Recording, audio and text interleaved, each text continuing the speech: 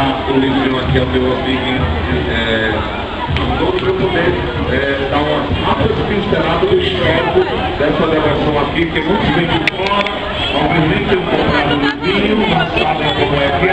Então vamos ouvir como é que é essa festa. Uma festa não nasce grande, uma festa como criança, nasce pequena e depois vai se engrandecendo. Então toda festa nasce pequena. A nossa também foi assim, cresceu para chegar onde está chegando. São Sebastião, vamos começar pelos dados do santo em miniatura. São Sebastião nasceu em Narbonne, eu digo no resumo, em Narbonne, França. No final do século III.